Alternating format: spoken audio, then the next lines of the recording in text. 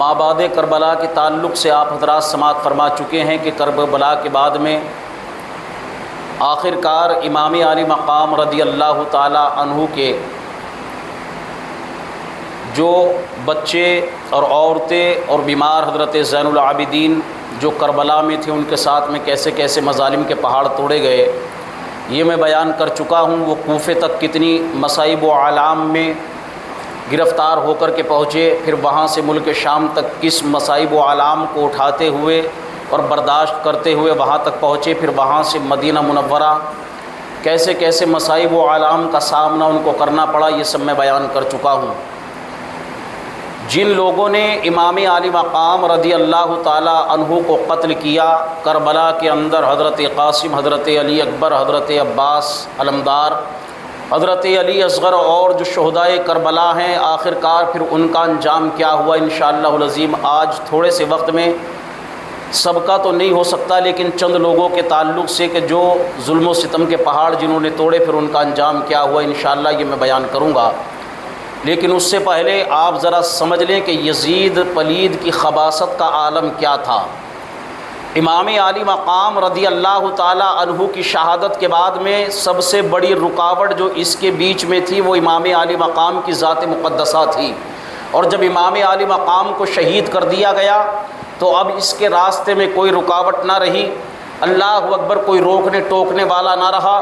اب خباثت کا بازار گرم ہو گیا، نمازوں کی پابندیاں اڑ گئی، شراب خوری عام ہو گئی، لواطت اور زناکاری بدکاری عام ہو گئی، سود خوری کو عام کر دیا گیا، ظلم و تشدد کا بازار گرم ہو گیا، بھائی بہنوں کے نکاح ہونا شروع ہو گئے، شریعت و مطہرہ میں تبدیلی کرنا شروع کر دی گئی۔ اللہ اکبر، جتنے بھی مظالم اور جتنے بھی ظلم کے راستے تھے وہ تمام کے تمام اختیار کر لیے گئے۔ اللہ اکبر، یہی نہیں کہ یزید پلید نے فقط امام عالی مقام رضی اللہ تعالی عنہ کو کرب و بلا میں آپ کے رفقا کے ساتھ میں شہید کر دیا ہو اور اسی پر بس کیا ہو، بلکہ اس نے مسلم بن عقبہ نامی ایک شخص کو اللہ اکبر 22,000 کا لشکر دے کر کے بھیجا کہ جا کر کے وہ مکۃ المکرمہ اور مدینہ المنورہ پر چڑھائی کرے اور وہاں جا کر کے لوگوں پر ظلم و تشدد کے پہاڑ ڈھائے۔ اللہ اکبر، یہ 22,000 کا لشکر لے کر کے پہنچا اور مدینہ شریف کے اندر قتل و غارت گری کا وہ بازار گرم کیا کہ تاریخ جن کو بیان کرتے ہوئے شرم آتی ہے۔ اللہ اکبر، جابر نے مدینہ المنورہ کے اندر اللہ اکبر بے گناہ صحابہ اکرام کو قتل کیا، تابعین کو قتل کیا کہ جن کی تعداد 10,000 سے زیادہ ہے۔ 10,000 بے گناہ صحابہ اکرام اور تابعین کو قتل کیا گیا مدینہ المنورہ کے اندر، مسجد نبوی کہ جس کو دیکھنے کے لیے ہر مومن کی آنکھیں ترستی ہیں۔ اللہ اکبر، اس مسجد نبوی میں گھوڑوں کو باندھا گیا، ممبر مصطفیٰ پر اللہ اکبر گھوڑوں کے پیشاب اور ان کی لد کے چھینٹے پڑے۔ اے میرے پیارے، مظالم کی انتہا کر دی۔ مدینہ المنورہ کی پاک دامن اور پارسا عورتوں کو 3 دن کے لیے اپنے لشکر پر حلال کر دیا گیا، جس کا نتیجہ یہ ہوا اللہ اکبر کہ عورتیں حاملہ ہوئی اور 1,000 بچے ناجائز مدینے کے اندر پیدا ہوئے۔ اللہ اکبر، ان کی عصمت کو تار تار کیا گیا، زنا بالجبر کیا گیا، گھروں میں گھس کر کے عصمت کو لوٹا گیا۔ اللہ اکبر، گھروں کو آگ لگائی گئی، مال دولت کو لوٹ لیا گیا۔ ایک عورت کے بیٹے کو لا کر کے مسلم بن عقبہ کے سامنے کھڑا کر دیا گیا، جوانوں کو اللہ اکبر گرفتار اس نے کر لیا۔ عورت آ کر کے منت سماجت کرنے لگی، میں ایک بیوہ عورت ہوں، میں نے تمام مصائب و آلام کو برداشت کرتے ہوئے اپنے بیٹے کو جوانی کی دہلیز پر چڑھایا ہے، تجھے خدا کا واسطہ ہے مجھ پر رحم کھا، میرے بیٹے پر رحم کر، اللہ اکبر اسے چھوڑ دے۔ اس ظالم مسلم بن عقبہ نے اس بیٹے کی گردن اتار کر کے اس کا سر ماں کی گود میں رکھ دیا۔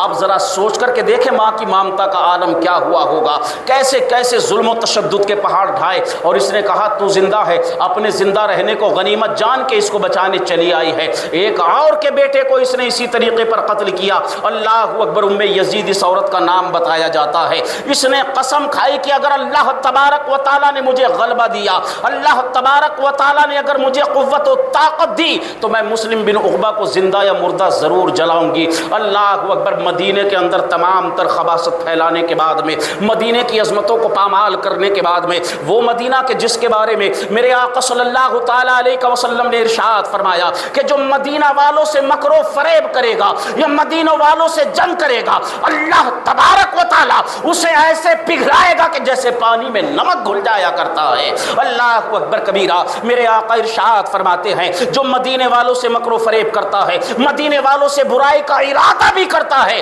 تو اللہ تبارک و تعالیٰ اس کو جہنم میں ایسے پگھلائے گا جیسے آگ میں ران کو پگھلایا جاتا ہے۔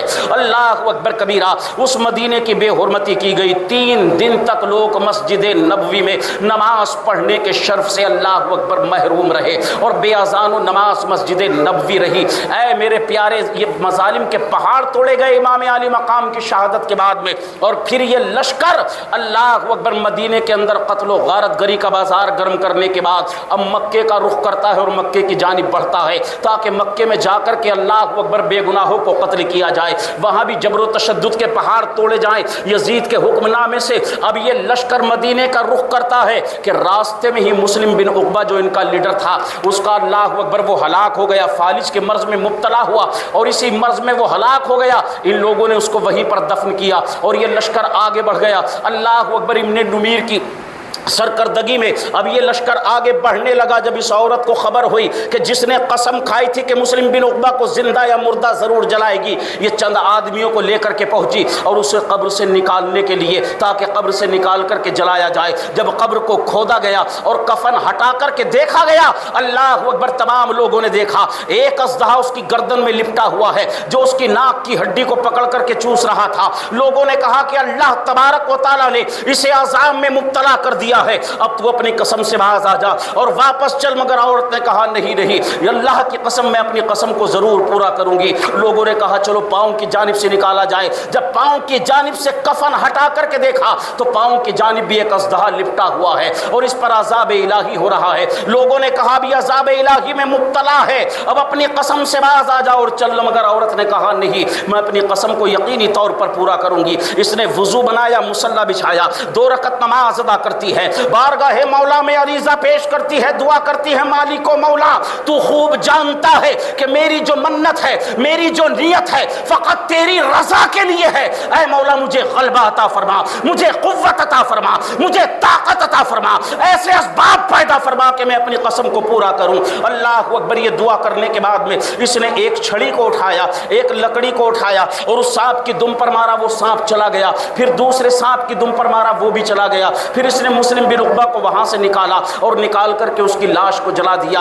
اے میرے پیارے، اللہ اکبر، یہ لشکر آگے بڑھا، ابن نمیر کی سرکردگی میں آگے بڑھتا ہے اور جا کر کے مکۃ المکرمہ کو محاصرہ کر لیتا ہے، کعبۃ اللہ کو گھیر لیتا ہے۔ اللہ اکبر۔ حضرت عبداللہ بن زبیر رضی اللہ تعالی عنہ، اللہ اکبر، کے جن کے ہاتھ پر اہل حجاز و مدینہ، اہل حجاز و مکہ نے بیعت کر لیا تھا، آپ کی فوج نے ڈٹ کر کے مقابلہ کیا۔ شام تک لڑائی ہوتی رہی مگر شکست اور فتح کا فیصلہ نہ ہو سکا۔ اگلے دن ان ظالموں نے منجنیق کے ذریعے کہ جو پتھر پھینکنے کی مشین ہے، کعبۃ اللہ پر پتھر برسائے، کعبے کا مقدس مطاف وہ صحن اللہ اکبر پتھروں سے بھر گیا، آگ کے گولے بنا بنا کر کے پھینکے جس سے کعبے میں آگ لگ گئی، کعبے کا غلاف جل گیا۔ اللہ اکبر۔ کعبے کے ستون ٹوٹ گئے، اس کی چھت شہید ہو گئی اور وہ دمبا جو حضرت اسماعیل علیہ السلام کے فدیے کے بدلے میں اللہ اکبر قربان ہو گیا تھا، اس کے سینگ کعبے کے اندر رکھے تھے، اس کا چمڑا کعبے کے اندر تھا۔ حضرت ابراہیم کے بہت سے تبرکات کعبے کے اندر تھے جو اس آگ میں جل کر کے خاک ہو گئے۔ اللہ اکبر کبیرہ۔ اسی طریقے سے لڑائی چلتی رہی، مکۃ المکرمہ کا محاصرہ رہا، تمام کے تمام صحابہ اللہ اکبر تابعی بڑی مشکلوں میں اور بڑی پریشانیوں میں دن کاٹ رہے تھے۔ اللہ اکبر کے تیسرے دن جب یہ فوج لڑ رہی تھی، ادھر یزید کی موت کی خبر آ گئی اور سب سے پہلے یہ خبر حضرت عبداللہ بن زبیر کے پاس پہنچی۔ آپ نے علل اعلان کہا، لوگوں تم یہاں پر لڑ رہے ہو، تمہارا بادشاہ وہاں پر ہلاک ہو گیا ہے، موت کے گھاٹ اتر گیا ہے۔ انہوں نے مکر و فریب سمجھا، لیکن جب کوفے سے خبر آ گئی اللہ اکبر ان کے حوصلے پست ہو گئے اور حضرت عبداللہ بن زبیر کی فوج نے بڑھ کر کے حملہ کر دیا۔ ان کی فوج کے حوصلے پست تھے، ان کی فوج کے حملے اللہ حوصلے بلند تھے، اللہ اکبر کبیرہ، ایک ایک کو چن چن کر کے مارا گیا۔ اللہ اکبر، یہ خاسر و خائف ہو کر کے یہاں سے بھاگتے ہوئے نظر آئے۔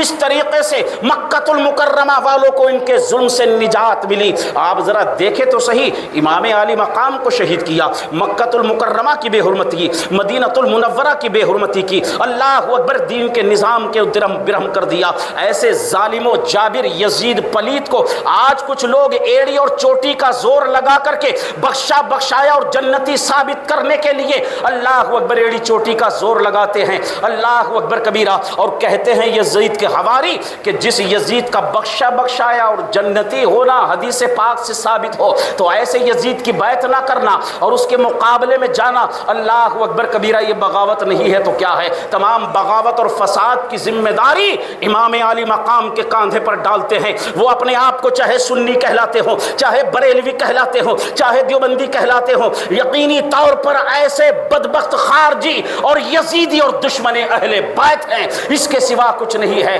اور بخاری شریف کی جو حدیث پاک یہ یزیدی ٹولہ پیش کرتا ہے، اللہ اکبر، وہ حدیث پاک یہ ہے، اول جیش من امتی یغزون مدینہ قیصرہ، میرے آقا نے ارشاد فرمایا، بخاری شریف کی حدیث پاک ہے کہ میری امت کا جو پہلا لشکر قیصر کے شہر قسطنطنیہ پر پہلا حملہ کرے گا وہ بخشا بخشایا ہوگا، وہ جنتی ہوگا۔ اللہ اکبر، یقینی طور پر یزیدیوں کے ٹولے کا جواب یہ ہے کہ یہ حدیث پاک برحق ہے، میرے آقا کا فرمان حق ہے، مگر یزید اللہ اکبر قسطنطنیہ پر پہلا حملہ کرنے والا ہے، یہ یقینی طور پر غلط ہے، اس لیے کہ یزید نے اللہ اکبر کب حملہ کیا؟ اٹھا کر کے دیکھیں آپ بدایہ نہایہ کو، ابن کثیر کو، اللہ اکبر تاریخ بتاتی ہے یزید نے حملہ کب کیا؟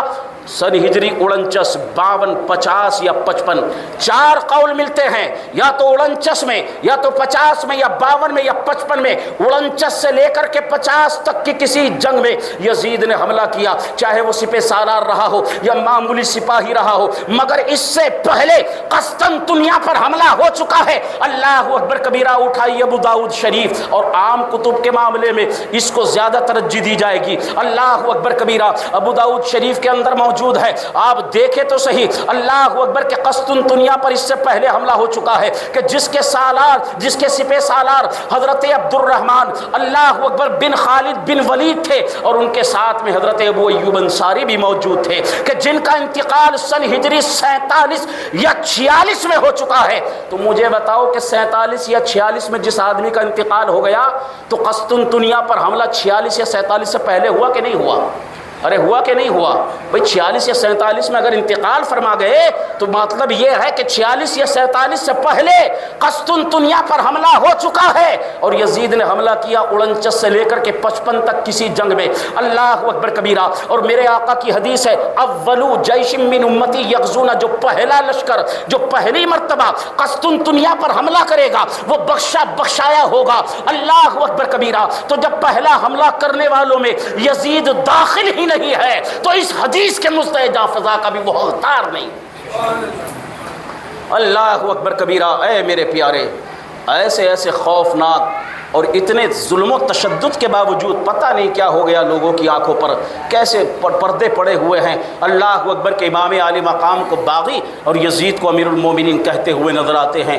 اللہ اکبر کبیرہ، خیر ہمیں اس جھگڑے میں جانے کی ضرورت نہیں ہے، فساد میں جانے کی ضرورت نہیں ہے، بلکہ ہم تو اللہ کی بارگاہ میں دعا کرتے ہیں، مولا جو امام عالی مقام رضی اللہ تعالی عنہ کو حق جانتے ہیں، حق مانتے ہیں، کل قیامت کے دن انہیں امام عالی مقام کے جھنڈے کا سایہ نصیب فرمانا، اور جو یزید کے حواری ہے کل ان کا حشر یزید کے ساتھ میں فرمانا۔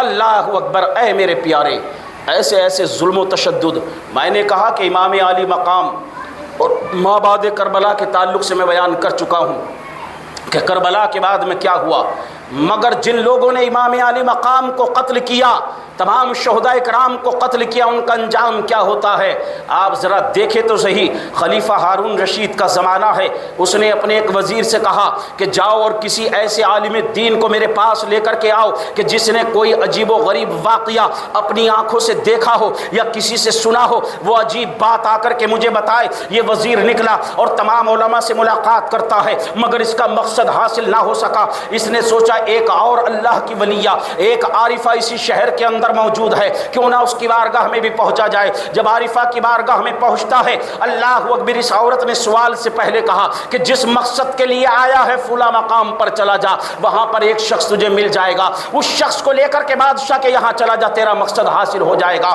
جب یہ وہاں پر پہنچا، اس نے دیکھا اللہ اکبر، ایک شخص وہاں پر موجود ہے جس کے نہ ہاتھ ہیں نہ پاؤں ہیں نہ آنکھیں ہیں، اللہ اکبر، عجیب و غریب عالم میں پڑا ہوا ہے۔ اس نے کہا ہو سکتا ہے کہ عارفہ نے مجھ سے مذاق کیا ہے۔ واپس پلٹ کر کے آتا ہے، کہتا ہے جہاں تو نے مجھے بھیجا وہاں تو ایسا آدمی موجود ہے کہ نہ جس کے ہاتھ ہیں نہ پاؤں ہیں نہ آنکھیں ہیں۔ اللہ اکبر، عارفہ نے کہا بادشاہ کو آنکھوں سے مطلب نہیں ہے، ہاتھوں سے مطلب نہیں ہے، پیروں سے مطلب نہیں ہے، اسے مطلب زبان سے ہے، وہ عجیب بات جانتا ہے، اس کو بادشاہ کے پاس لے جا، وہ عجیب و غریب بات یقینی طور پر بتائے گا۔ اللہ اکبر، یہ ڈولی میں بٹھا کر کے خلیفہ ہارون رشید کے پاس لے گیا۔ اللہ اکبر، خلیفہ نے کہا اے شخص بتا تو صحیح، کیا پیدائشی تو اپاہج ہے یا کسی حادثے کی وجہ سے تو اپاہج ہو گیا؟ اس نے کہا نہیں نہیں، میں بہت بڑا مالدار تھا، بہت بڑا تاجر تھا، میرے پاس ایک بحری جہاز بھی تھا جس کے ذریعے میں تجارت بیرونی ممالک میں کیا کرتا تھا۔ ایک مرتبہ میں نے اپنے جہاز کے اندر ساز و سامان کو لاد دیا اور 1000 مسلمانوں کا قافلہ لے کر کے میں اپنے جہاز میں سوار ہو گیا، جہاز چلا جا رہا تھا کہ اچانک سمندر کے اندر طوفان اٹھتا ہے اور اس کے طوفان کی زد میں ہمارا جہاز آ جاتا ہے، جہاز کا تختہ بکھر جاتا ہے، تمام کے تمام لوگ سمندر کے اندر غرق ہو جاتے ہیں۔ میں نے ایک تختے کا سہارا لیا اور پانی کو چیرتے چیرتے اللہ اکبر سمندر کے کنارے پر آ گیا۔ ایک ایسے مقام پر آ کر کے میں اترا کہ وہاں کی مٹی پیلی تھی۔ اللہ اکبر، میں چاروں طرف دیکھنے لگا، مجھے سامنے ایک مکان نظر آیا، میں مکان کی جانب چل دیا۔ جب میں آگے بڑھا تو میں نے دیکھا ایک محل ہے، ایک بہت بڑا اور وسیع محل ہے۔ اللہ اکبر، اس کے باہر میں نے دیکھا ایک پانی کی حوض ہے جس کے اندر صاف اور شفاف پانی بھرا ہوا ہے، اس کے اوپر ایک آدمی کو سولی پر لٹکایا گیا ہے اور اس کے سر کے اوپر آگ کے شعلے بھڑک رہے ہیں، لکڑیاں رکھ کر کے اس کے سر کے اوپر آگ جلائی جا رہی ہے اور یہ العطش العطش چلا رہا ہے، پانی طلب کر رہا ہے، اے کوئی جو مجھے پانی کا گھونٹ پلا دے۔ میں نے چاہا کہ آگے بڑھ کر کے اس کو پانی پلا دیا جائے، اس مصیبت سے چھٹکارا دیا جائے۔ ہاتف غیبی سے آواز آتی ہے اے شخص، کیا تو خدا کے دشمن کو پانی پلائے گا؟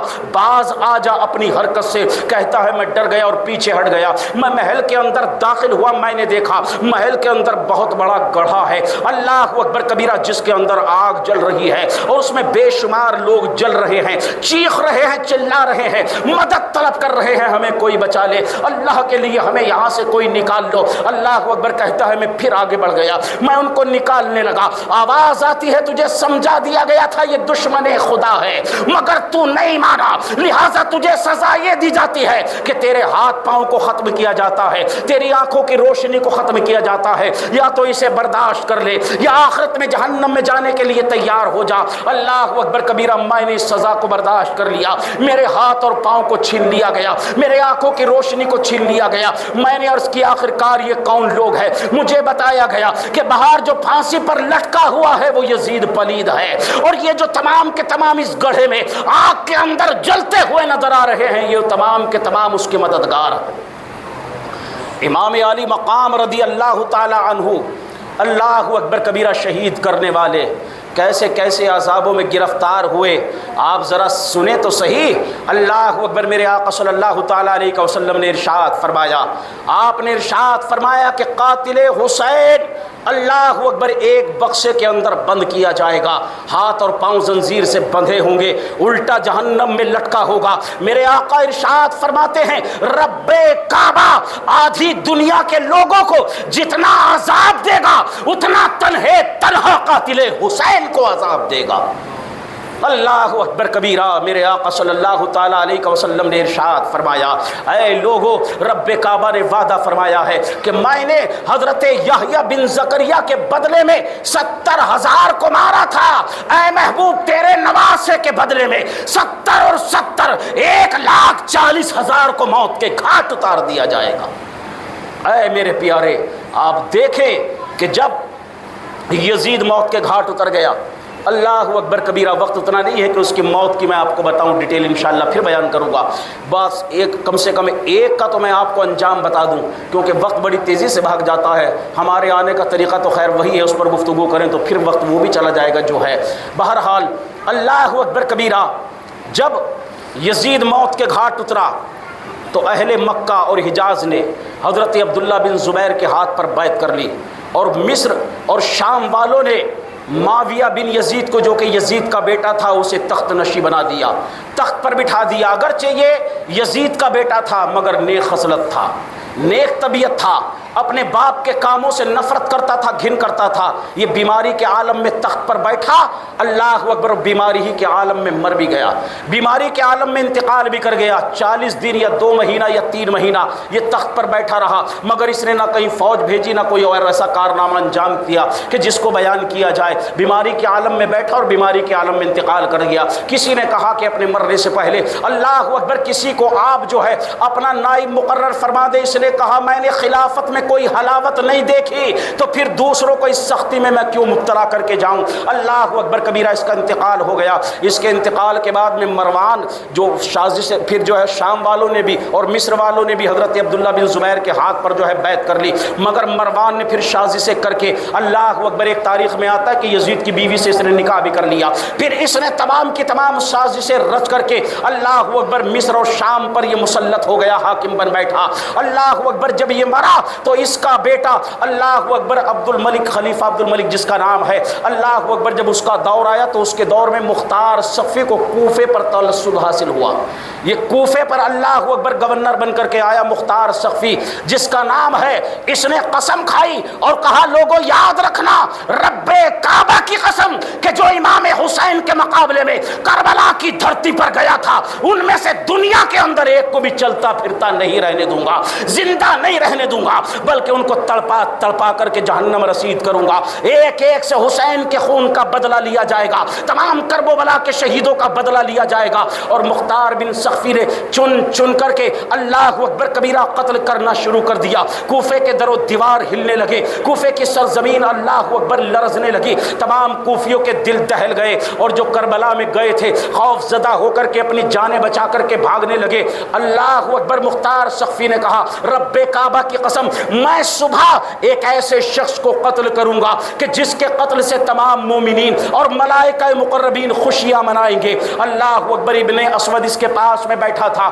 وہ سمجھ گیا کہ صبح یہ ابن سعد کو قتل کرنے والا ہے۔ رات میں اس نے اپنے بیٹے کو ابن سعد کے پاس میں بھیجا اور کہا اپنی حفاظت کا انتظام کر لے، اس لیے کہ کل مختار تجھے قتل کرنے والا ہے۔ مگر کیونکہ مختار کے اخلاق ان کے ساتھ میں بڑے عمدہ تھے، بڑے اچھے تھے ابتدائی دور میں، اس نے کہا مختار مجھے قتل نہیں کر سکتا۔ اللہ اکبر، صبح ہوتی ہے، مختار نے فوج کو حکم دیا ابن سعد کو گرفتار کر کے میرے دربار میں حاضر کر دیا جائے۔ اللہ اکبر، ابن سعد کو لا کر کے مختار کے دربار میں پیش کر دیا گیا۔ اس کا بیٹا جو اس کے ساتھ کربلا میں گیا تھا اس کی مدد کے لیے، اس کو بھی گرفتار کر کے لایا گیا۔ اللہ اکبر کبیرہ، مختار نے کہا کیوں ظالم، بتا تیرا کیا حال ہے؟ اس نے کہا میں باہر نہیں نکلتا، بلکہ میں نے خلوت اختیار کر لی ہے، میں خلوت نشی ہو گیا ہوں، اپنے گھر کا ایک گوشہ میں نے پکڑ لیا ہے۔ اس نے کہا ظالم و جابر، نواسہ رسول کا خون بہاتے وقت تو نے خلوت اختیار کیوں نہ کی تھی؟ اب کہاں ہے وہ تیری رائے کی حکومت؟ اب کیوں اس سے دستبردار ہو کر کے بیٹھا ہے کہ جس کے لیے تو نے نواسہ رسول کا خون بہایا تھا؟ اللہ اکبر کبیرہ، مختار نے حکم دیا اس کے بیٹے کا سر تن سے جدا کر دیا جائے، اور تن سے جدا کر کے اس کی گود میں رکھ دو، تاکہ اسے حضرت علی اکبر کی شہادت کے وقت جو میرے امام کے دل پر گزری ہوگی اس کا احساس ہو جائے، قاسم کی شہادت کے وقت جو میرے امام کے دل پر گزری ہوگی اس کا احساس ہو جائے، علی اصغر کی شہادت کے وقت جو میرے امام کے دل پر گزری ہوگی اس کا احساس ہو جائے۔